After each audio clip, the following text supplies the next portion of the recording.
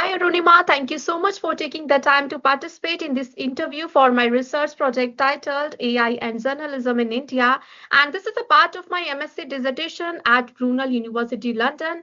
Today, I'm here to looking forward to learning from your professional experience. So, before we begin, just few quick checks. Have you had a chance to read the participant information sheet? Yes, That's cool. And have you signed and returned the consent form? I have. That's great. So, are you comfortable with this interview being audio video recorded for academic use? Yes, I am. Cool, perfect. So, again, a very warm welcome, Arunima. So, before we start, could you please briefly introduce yourself, your name, your role, and how long you have been in media journalism industry and the organization where you currently work with? My name is Arunima. I have been in the industry for around 3.5 years now. I work as a producer and a researcher. I'm currently based out of Mumbai. I work for NDTV Profit, which is a business news channel based out of India. Wow, that's amazing. Thank you so much for introducing yourself. So, do you use AI and which tool do you use? For office work, Yeah. yeah, so predominantly we use like these AI chatbots. So Chat GPT is the most commonly used, followed by I would say Perplexity and Gemini. There are some people who use Grok as well, but I am not a big fan. So for me, I would say it's Chat GPT and Perplexity. Wow, that is very popular, especially in media industry. But if I'm talking about Grok, can you tell me about it? What exactly, how exactly it works, and any specialization of this AI application or tool?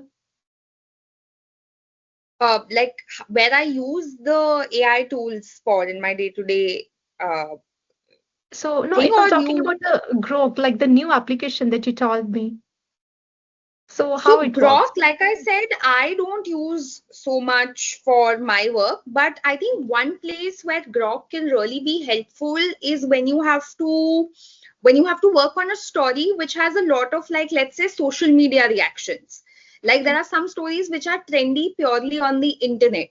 So I think because Grok is primarily based off like X and Musk's X, so in that sense, it can collate those social media responses, and its search history also includes uh, Twitter, or formerly like Twitter or like X. So in that sense, I think Grok is useful in stories where you have to collate social media responses. But in case of stories where you need information or research, which is the kind of work that I do usually involves, I'm not very trustworthy of Grok. Oh, all right.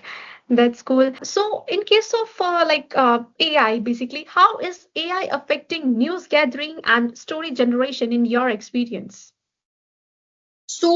Since I work as a producer, I can talk about the news generation experience. I'm not so much involved in news gathering, but I would say AI is there in almost all the parts. Like you use it for writing, we use it to, give like some kind of creative lines.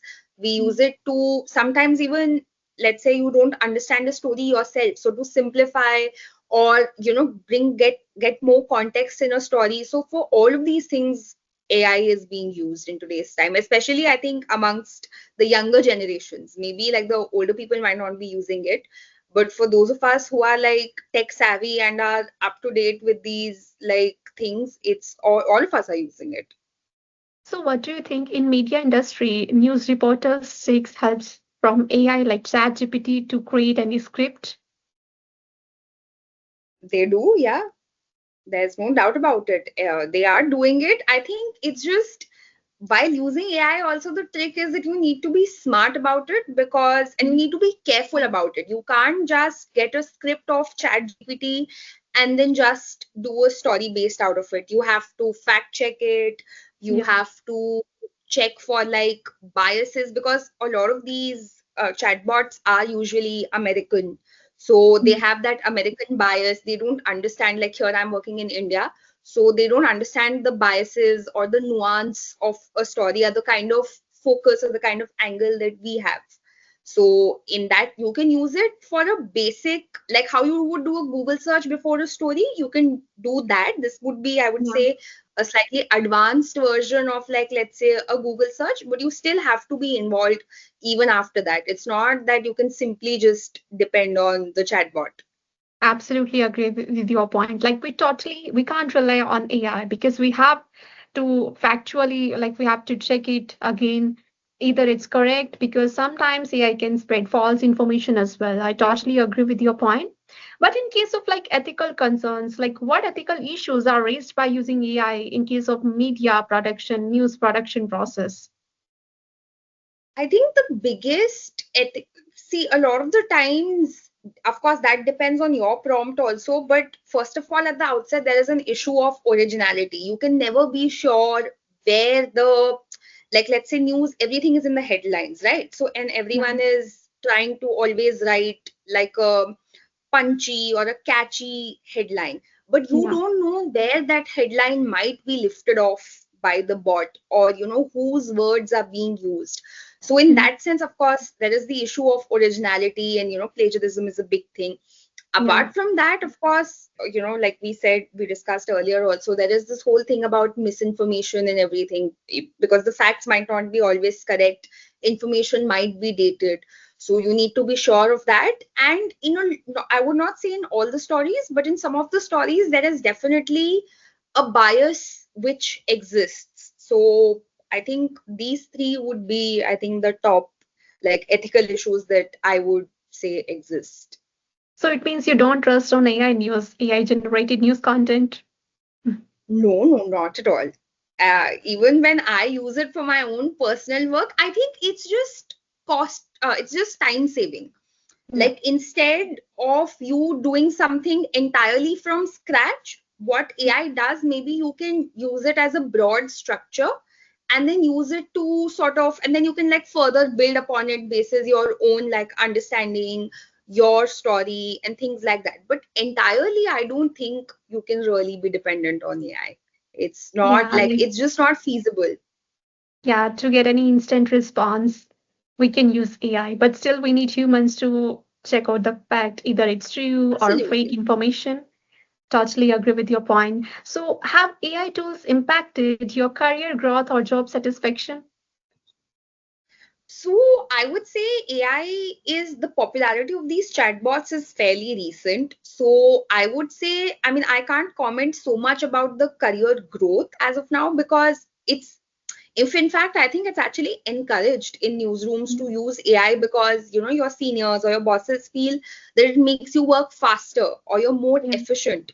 So in that sense, like, it's, I would say, to a certain extent it is encouraged, or it is, even if it's not encouraged, it's accepted. I would say actually the better way to go about it is, I would say it's accepted that if you use AI, it's almost sort of the norm. But having said that, I mean, if we get more AI stuff, that's good, but you can't like completely erase the human intervention. That's just not possible. So it has to be a balanced sort of an approach, and it has to be where the human journalist is always at the top, because at the end of the day, journalism is all about telling stories, and a lot of, you have to do it with a lot of empathy, you have to do it with a lot of respect, and yeah, AI can't do that. It's artificial intelligence. You need like that human touch for it. yeah. So Technology is developing. We still need to support AI. We still need to grow and develop with AI because we can't totally deny it because the future of AI is on peak, and that's totally true. We have to go with balance, actually. Absolutely correct. So, what do you think is the future of human journalists in the age of AI?